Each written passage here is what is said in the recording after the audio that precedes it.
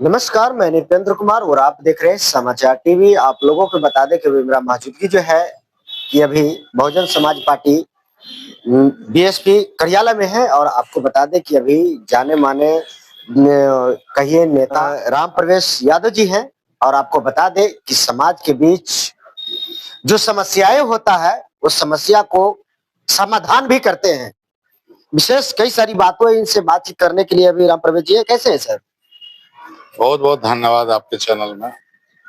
क्या कुछ कहिएगा सर? चुनाव नजदीक आ गया है।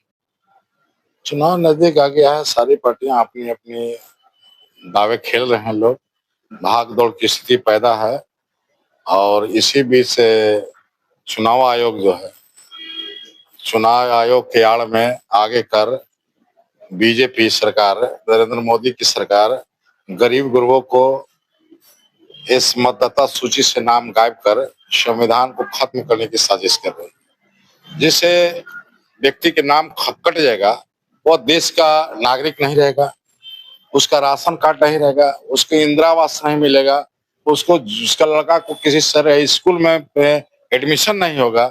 ये एक बहुत बड़ी साजिश चल रही है चुनाव आयोग के, और चुनाव आयोग के पीछे नरेंद्र मोदी जी के हैं, जो गरीब विरोधी हैं। वो चाह रहे हैं कि हम गरीबों के नाम काट करके हम कुछ चंद लोगों के हाथ में सत्ता को काबिज रखें। सर ऐसा कुछ नहीं है, नरेंद्र मोदी जी गरीबों के लिए अच्छे ही सोचते हैं। और रह गई बात एसआईआर की बात करें तो जिस तरह से लोग गलत दस्तावेज बनाते हैं, जिस तरह से वोटर आईडी दो जगह बना लेते हैं, आधार दो जगह बना लेते हैं, तो वो एक जगह करने की काम कर रहे हैं। ऐसी कोई बात नहीं।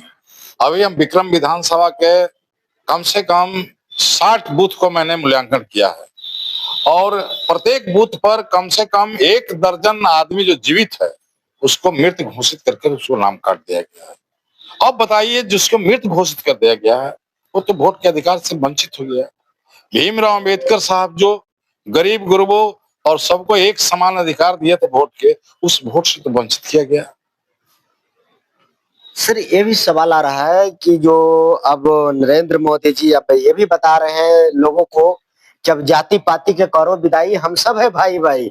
उससे पहले आपसे एक सवाल है कि आप बीएसपी पार्टी में जुड़े हैं और पहले अभी बीजेपी में थे। बहुत आने का बहुत अच्छा सवाल किए जी। बीजेपी जो पार्टी है, जो संगठन है जी, वो गरीब विरोधी संगठन है।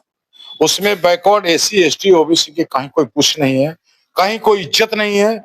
जो लोग उसमें पड़े हुए हैं अपने स्वार्थ में पड़े हुए हैं, अपना परिवार के स्वार्थ में पड़े हुए हैं, अपने कुर्सी के स्वार्थ में पड़े हुए हैं, अपने बेटा बेटी के टिकट के स्वार्थ में पड़े हुए हैं।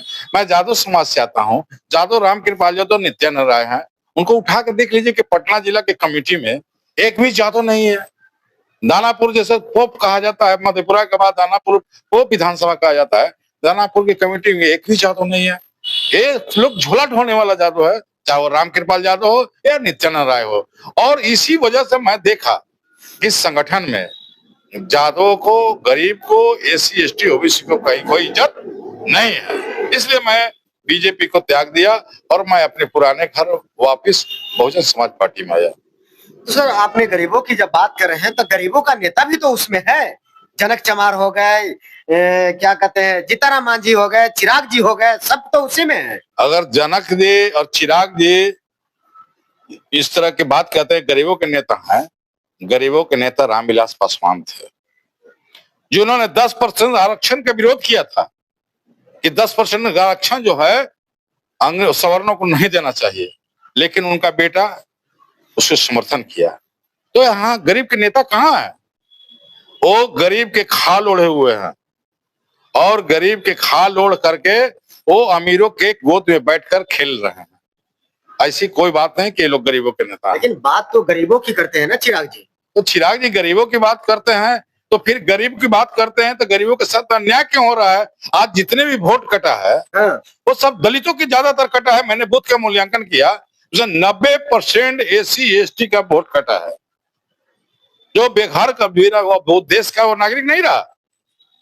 जो अम्बेडकर साहब को जो संविधान में अधिकार मिला, उस अधिकार से तो वंचित कर दिया गया और उस पर कुछ बोल नहीं रहे हैं लोग।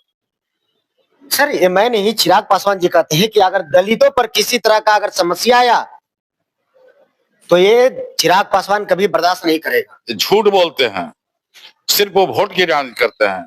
अगर दलितों की बात करते तो दलितों पर तो बहुत से हमला हुआ, दलित की बेटियां की इज्जत लूटी गई, गैंग रेप हुआ, लेकिन आज तक क्या किया? कभी बोले? नहीं बोले। विक्रम में गैंग रेप हुआ, पालीगंज में गैंग रेप हुआ, दलित औरंगाबाद में हुआ, औरंगाबाद में हुआ, क्या बोले? कहीं कुछ नहीं बोले। सरकार इनका चुप है, चुप्पी साधे हुए है। इसलिए ये दलित के नेता नहीं है। दलित नेता के नाम पर सिर्फ ये ब्लैक कर रहे हैं अपने समाज के लोगों को।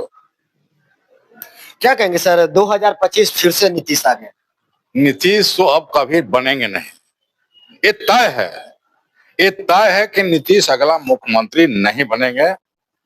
अगला बीजेपी की जो प्लानिंग है कि नीतीश को 25 से 30 सीट कर देना है, उस प्लानिंग के तहत बीजेपी ने मुसलमानों का जो आयोग का जो अधिनियम बनाया, जो अधिनियम के खिलाफ आज मुसलमान एक भी वोट देने के लिए तैयार नहीं है नीतीश जी को।